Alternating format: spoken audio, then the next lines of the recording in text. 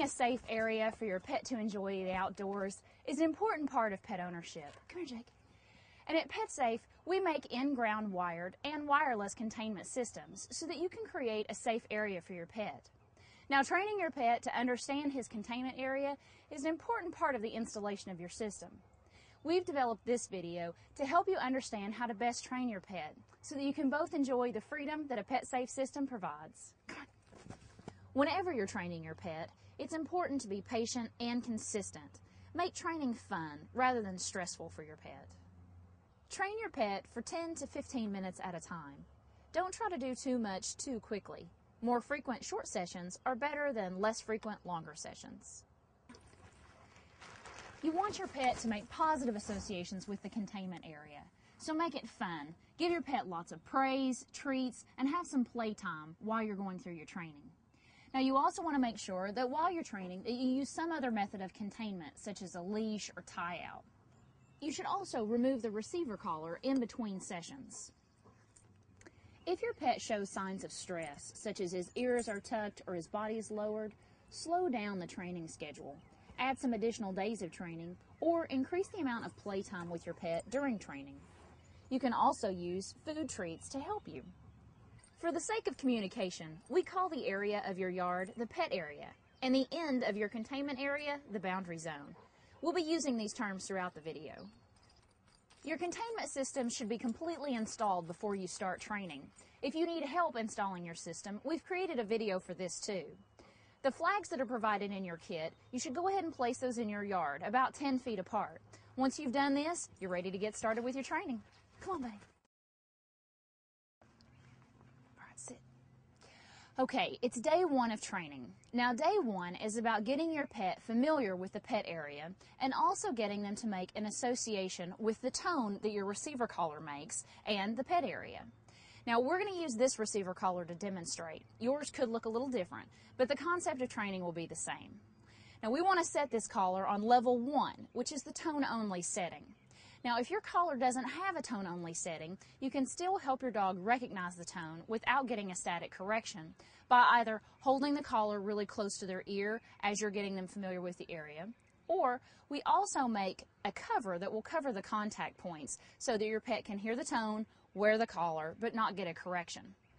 Now, you also want to have a separate collar and leash on your pet that's not attached to the receiver collar. We don't want to put any pressure on these contact points against your pet's neck.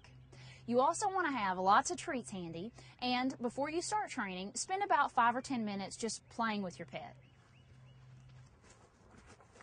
Now, keeping it fun, take your pet and walk them up to one of the boundary flags until they begin to hear the beep of the receiver collar.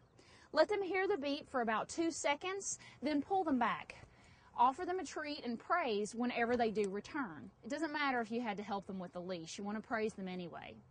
Do this again and again, walking them up to the flag till they hear the beep. Oh, good boy, good boy. You want to try to get them familiar with about 3 flags on day 1. You want to keep working with them until they resist going close to that first flag that you started with. Again, offer them lots of praise, keep it fun, and just work in about 10 to 15 minute increments on day 1. Now, on days 2 through 4 of your training, you'll want to start using the static correction feature of your collar.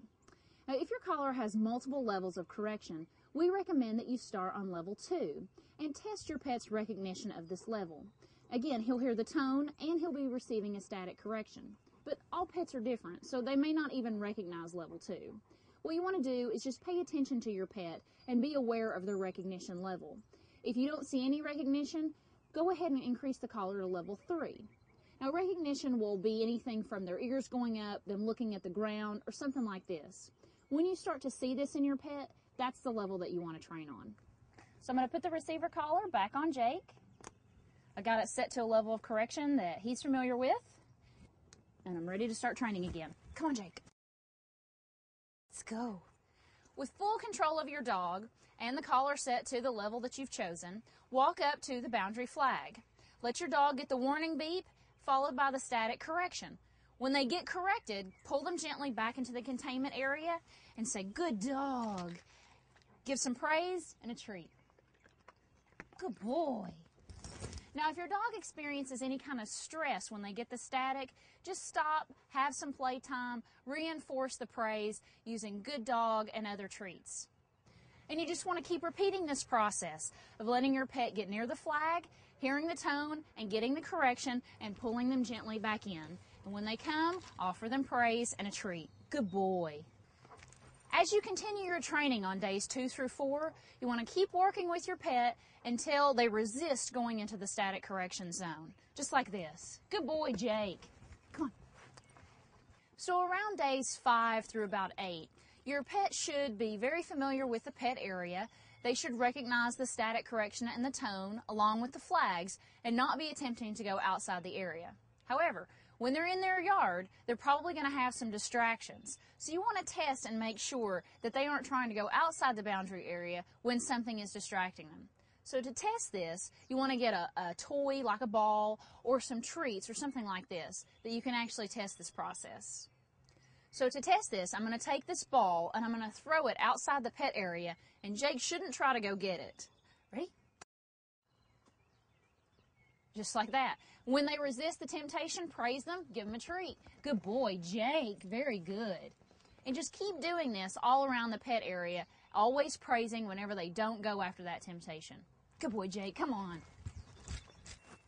After about 8 days of consistent training, you're ready to allow your pet in the pet area but off leash. Now, your pet is only ready for this stage when they're consistently respecting the static correction area and the pet area. During this time, don't include distractions such as throwing toys outside the boundary zone. Preoccupy yourself with other activities and allow your pet to enjoy the yard. Now, if for any reason they do go outside the static correction zone, take the receiver collar off and lead them back into the pet area. You may want to reinforce some of the training that we've already talked about if that happens. After about 2 weeks of consistent training, most pets are ready to run. You should check in on your pet at regular intervals, making sure they continue to respect the boundary area. After you're satisfied that your pet's training is complete, you can remove every other boundary flag for 4 days until all flags are removed. You may want to save your boundary flags for future use. 2 final important points to note. If you're going to take your pet out of the pet area, you want to remove the receiver collar and replace it with a leash. You also want to leave the containment area at the same place every time. This will help your pet associate leaving the containment area with you, the leash, and this specific spot. You may also have to give them a command such as okay or let's go to let them know it's all right to leave. Finally, you want to take the receiver collar off your pet on a regular basis. Just as humans can get bed sores from laying in one place too long, the same can happen with your pet and a collar. So for their comfort and health, take the collar off at least daily. We know you're going to enjoy the freedom that a pet-safe containment system gives you and your pet. If you have any issues with training or installing your system, please call our customer care center. They're standing by to help you. Come on, Jake, let's go.